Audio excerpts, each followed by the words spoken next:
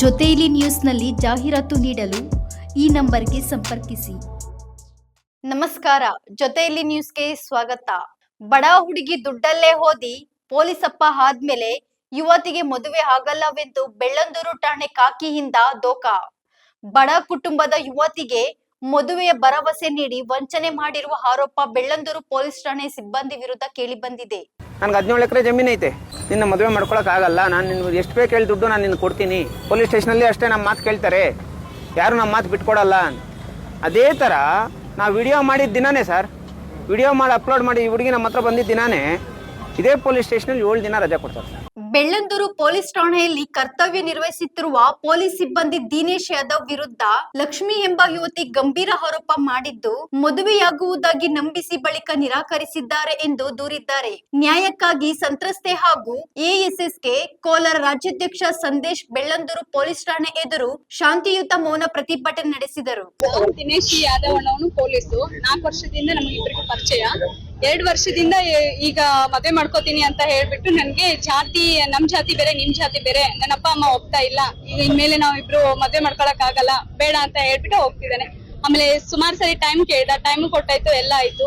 ಆಮೇಲೆ ಸ್ಟೇಷನ್ಗೆ ಹೋದ್ರೆ ಅಲ್ಲಿ ಅದೇ ಹೇಳ್ತಾನೆ, 4 ದಿನ ಟೈಮ್ ಕೊಡಿ ಸರ್, ನಾನು ಒಪ್ಪಿಸ್ತೀನಿ, ಮನೇಲಿ ಒಪ್ಪಿಸ್ ಬಂದ್ ಮದ್ವೆ ಮಾಡ್ಕೊಂತೀನಿ ಅಂತ ಹೇಳಿ. ಅದಕ್ಕಿಂತ ಮುಂಚೆ ನನ್ಗೆ ಮದ್ವೆ ಮಾಡ್ಕೊಂತೀನಿ, ನಾನು ಮನೇಲಿ ಒಪ್ಪದೇ ಇರ್ಲಿ ಅಂತ ಹೇಳಿದ್ದ. ಇವಾಗ ಒಪ್ತಾ ಇಲ್ಲ ಅಂತ ಹೇಳ್ತಿದ್ದಾನೆ. ದಿನೇಶ್ ಯಾದವ್ ಯಾರು, ನಿಮ್ಗೆ ಹೆಂಗ್ ಪರಿಚಯ ಅದ? ಪೊಲೀಸ್. ನಾವು ಇಬ್ರು ಒಂದೇ ಲೈಬ್ರರಿಯಲ್ಲಿ ಓದ್ತಿರೋದು. ಬೆಳ್ಳಂದೂರು ಪೊಲೀಸ್ ಸ್ಟೇಷನ್ ಹುಡುಗ ಇವನು. ನಾವು ಇಬ್ರು ಒಂದೇ ಲೈಬ್ರರಿಯಲ್ಲಿ ಓದ್ತಿದ್ವಿ 4 ವರ್ಷದಿಂದಲೂ. ಅದು 4 ವರ್ಷದಿಂದ ಈಗಷ್ಟೇ 2 ವರ್ಷ, 1.5-2 ವರ್ಷ ಆಯ್ತು. 1.5-2 ವರ್ಷ ಆಯ್ತು. ನಾವಿಬ್ರು ಅವನಿಗೆ ಬಂದು ಮದುವೆ ಮಾಡ್ಕೋತೀನಿ ಅಂತ ಕೇಳಿ ಎಲ್ಲ ಮಾತುಕತೆ ಎಲ್ಲ ಮಾತಾಡಿದ. ಇವಾಗ ನೋಡಿದ್ರೆ ಅಪ್ಪ ಅಮ್ಮ ಒಪ್ತಿಲ್ಲ, ನಮ್ ಜಾತಿ ಬೇರೆ ನಿಮ್ ಜಾತಿ ಬೇರೆ ಅಂತ ಎಲ್ಲ ಹೇಳ್ತಿದ್ದಾನೆ. ಜಾತಿ ಒಂದು ತಂದೆ ಮದುವೆ ಬೇಡ, ಜಾತಿ ಮತ್ತೆ ಅಪ್ಪ ಅಮ್ಮನ್ ತಗೊಂಡ್ ಬರ್ತಿದ್ದಾನೆ. ಮುಂಚೆ ನನಗೆ ನಾನೇ ಒಪ್ಪಿಸ್ತೀನಿ, ನಿಮ್ ಮನೇಲಿ ನಮ್ಮ ಮನೇಲಿ ಜಾತಿ ಬೇರೆ ಆದ್ರೆ ಏನಂತ 2 ಒಂದೇ, ಇಷ್ಟೊಂದೆಲ್ಲ ಓದ್ಕೊಂಡು ನಾವೇ ಈ ತರ ಮಾಡಿದ್ರೆ ಹೇಗೆ ಅಂತ ಹೇಳ್ಬಿಟ್ಟು ಇವಾಗ ಹೀಗ್ ಮಾಡ್ತಿದ್ದಾನೆ. ಏನ್ ಮೇಡಮ್? ಇವಾಗ ಅವ್ನ್ ಬರ್ಬೇಕು, ಎಲ್ಲ ಇದ್ರು ಬರ್ಬೇಕು, ಬಂದ್ಬಿಟ್ಟು ನನ್ ಜೊತೆ ಮಾತಾಡ್ಕೊಂಡು ಮದುವೆ ಮಾಡ್ಕೊಬೇಕು ಅಷ್ಟೇ ಸರ್. ನನಗೆ ಅನ್ಯಾಯ ಆಗಿದೆ. ಪೊಲೀಸರು ಏನು ಭರವಸೆ ಕೊಟ್ಟಿಲ್ಲ ಸರ್ ನನಗೆ. ನಾವು ಒಂದ್ ಮಾತು ತಿಳಿಸ್ತೀವಿ, ಅವ್ರು ರಜೆದಲ್ಲಿದ್ದಾನೆ, 1 ವಾರ ರಜೆ ಅಂತ ಮೊನ್ನೆ ಹೇಳಿದ್ರು, ಇವಾಗ 1 ತಿಂಗಳು ರಜೆಯಲ್ಲಿದ್ದಾನೆ ಅಂತ ಹೇಳ್ತಾರೆ. ಹೀಗೆ ಅಲ್ಲ ಮೇಡಮ್, ಎಲ್ಲೋ ಒಂದ್ ಕಡೆ ಪೊಲೀಸ್ ಅಂದ್ರೆ ನಂಬಿಕೆ ಅಂತಾರೆ. ಆ ಒಂದು ನಂಬಿಕೆ ಸಮಾಜಕ್ಕೆ ಯಾವ ರೀತಿ ಸಂದೇಶ? ನೀವೇ ಹೇಳಿ ಸರ್. ಒಬ್ಬ ಪೊಲೀಸ್ ಆಗಿನೇ ನನಗೆ ನ್ಯಾಯ ಕೊಡಕ್ ಸಾಧ್ಯ ಆಗ್ತಿಲ್ಲ, ಇನ್ ಮಿಕ್ಕಿದವ್ರಿಗೆ ಹೆಂಗ್ ಕೊಡ್ತಾನೆ ಸರ್? ಇವಾಗ ನಾನು ಅದಕ್ಕೋಸ್ಕರ ಸಂದೇಶನ ಹುಡ್ಕೊಂಡ್ ಬಂದಿದ್ದೀನಿ. ಅವರೇ ಇವಾಗ ನನಗ ನ್ಯಾಯ ಕೊಡಿಸ್ಬೇಕು. ನನಗೆಲ್ಲೂ ನ್ಯಾಯ ಸಿಗ್ತಾ ಇಲ್ಲ ಸರ್. ನಿಮ್ಮ ಹೆಸರಮ್ಮ? ಲಕ್ಷ್ಮಿ ಅಂತ. ಲಕ್ಷ್ಮಿ ಅನ್ನೋ ಒಂದು ಹೆಣ್ಮಗಳು, ಅವನಿಗೆ ಡ್ಯೂಟಿ ಇಲ್ದಿರ ಇದ್ದಾಗ ಹೆಣ್ಮಗಳು ಬೇಕಾಯ್ತು. ಎಲ್ಲ ತರ ಹೆಣ್ಮಗಳನ್ನ ಉಪಯೋಗಿಸ್ಕೊಂಡಿದ್ದಾನಪ್ಪ.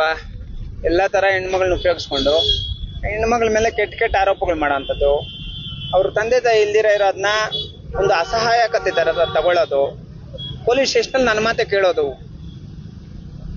ಅರ್ಥ ಆಯ್ತಲ್ಲ? ಪೊಲೀಸ್ ಸ್ಟೇಷನಲ್ಲಿ ನನ್ನ ಮಾತೆ ಕೇಳೋದು ಅಂತ ಹೇಳ್ಬಿಟ್ಟು ಹೇಳಿ, ನಾವು ವಿಡಿಯೋ ಬಿಟ್ಟಿದ ತಕ್ಷಣನೇ 1 ವಾರ, ಇವಾಗ 1 ತಿಂಗಳು ರಜೆ ತಗೊಂಡು ಹೋಗಿರೋಂಥದ್ದು. ಈಗ ನಾವ್ ಹೇಳೋಂಥದ್ದು ಏನಂದ್ರೆ, ಒಂದು ಮಾನವೀಯತೆ ದೃಷ್ಟಿಯಿಂದ ಎಲ್ರಿಗೂ ಗೊತ್ತು ಸರ್, FIR ಆದ್ರೆ ಆರಾಮಾಗಿ ಹೋಗ್ತಾನೆ, ಬೇಲ್ ತಗೊಂತಾನೆ, ಹೈಕೋರ್ಟಲ್ಲಿ ಸ್ಕ್ವಾಶ್ ಮಾಡ್ಕೊತಾನೆ, ಮನೆಗೆ ಹೋಗ್ತಾನೆ ಅಲ್ವಾ? ಆ ಹೆಣ್ಮಕ್ಳಿಗೆ ಬೇಕಾಗಿರೋಂಥದ್ದು ಮದುವೆ. ಈಗ ಮತ್ತೆ ವಿದ್ಯಾಭ್ಯಾಸ ಐತೆ, ಆ ಹುಡುಗಿ ಕೋರ್ಟು ಕಂಪ್ಲೇಂಟ್ಗಳು ಓಡಾಡ್ಕೊಂಡಿರೋದಕ್ಕಾಗಲ್ಲ.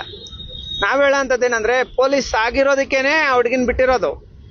ಪೊಲೀಸರ ಸಮ್ಮುಖದಲ್ಲೇ ಆ ಹೆಣ್ಮಕ್ಳಿಗೆ ನ್ಯಾಯ ಸಿಗ್ಬೇಕು ಅಲ್ವಾ? ಹಂಗಾಗಿ ಈಗ ಅವರು ಏನೋ ಒಂದು 4 ಜನ ಮಾತ್ರ ಇರ್ಬೋದು, ಇನ್ನೆಲ್ಲರೂ ಇರಬಾರ್ದು ಅಂತ ಹೇಳ್ಬಿಟ್ಟು ಹೇಳಿದ್ದಾರೆ. Okay, ready. ಅವನು ಬಂದು ಆ ಹೆಣ್ಮಕ್ಳಿಗೆ ನ್ಯಾಯ ಸಿಗೋ ತನಕ ಎಷ್ಟು ದಿನಕ್ಕಾದ್ರೂ ಬರ್ಲಿ ಬಿಡಿ, ಇಲ್ಲೇ ಇರ್ತೀವಿ.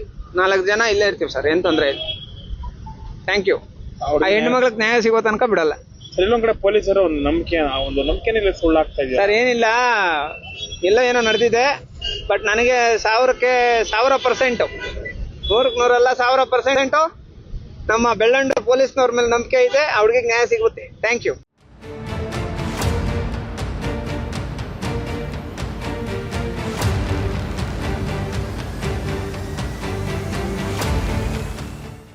ಇನ್ನಷ್ಟು ಉಪಯುಕ್ತ ಮಾಹಿತಿಗಾಗಿ ನಮ್ಮ ಜೊತೆಯಲ್ಲಿ ನ್ಯೂಸ್ ಯೂಟ್ಯೂಬ್ ಚಾನೆಲ್ ಅನ್ನು ಸಬ್ಸ್ಕ್ರೈಬ್ ಮಾಡಿ, ಬೆಲ್ ಐಕಾನ್ ಅನ್ನು ಕ್ಲಿಕ್ ಮಾಡಿ. ನಿಮ್ಮ ಅನಿಸಿಕೆಗಳನ್ನು ಕಮೆಂಟ್ ಮೂಲಕ ತಿಳಿಸಿ.